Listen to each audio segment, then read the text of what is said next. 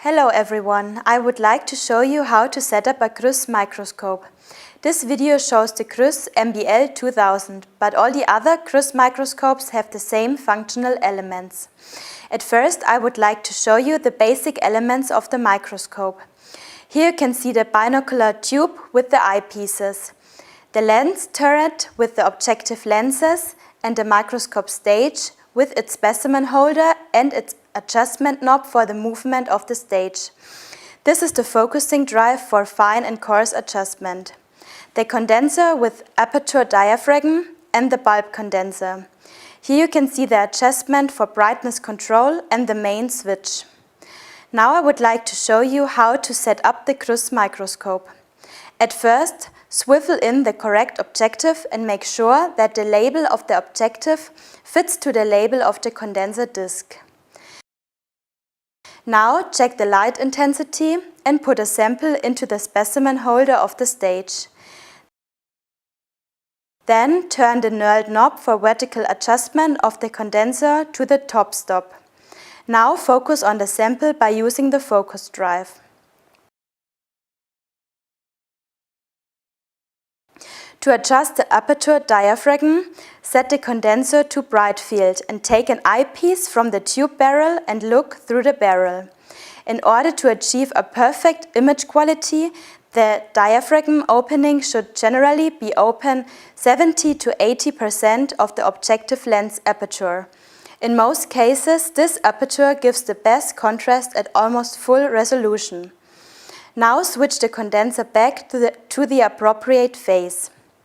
In the next step, the microscope needs to be set up for the phase contrast. The phase contrast is required for the imaging of low contrast structures like sperm cells. The phase contrast has to be adjusted for every objective separately. To adjust the phase contrast, swivel the phase contrast objective into the beam path and turn the condenser's revolver disc to the same label. Remove an eyepiece from the tube and replace it with a centering telescope. Focus the phase rings by adjusting the eyepiece of the centering telescope accordingly. Use both centering knobs, which are located on the front of the condenser.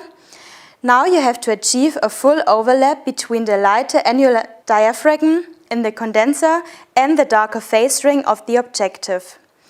When done with this objective, repeat this procedure with every other phase contrast objective and then replace the auxiliary microscope with the regular eyepiece. These adjustments are required whenever a new microscope is set up. Additionally, it is sometimes necessary to readjust the microscope settings, for example when the microscope has not been used in a long time or when it has placed somewhere else. Please be aware that these adjustments are crucial for a proper semen analysis. This is how the sperm cells look like if the phase contrast is not adjusted properly. The cells don't look as bright as normally and everything appears grayish. If this is the case, please readjust the phase contrast correctly. This is how an optimal microscopic picture should look like. All semen cells appear fully white on a black background and the light is distributed evenly on the picture. What to do when no picture is visible?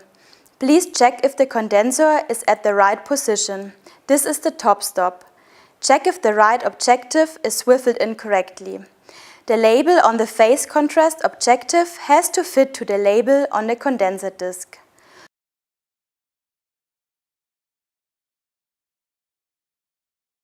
What to do when the microscope had been adjusted properly, but the picture still appears grayish and unfocused.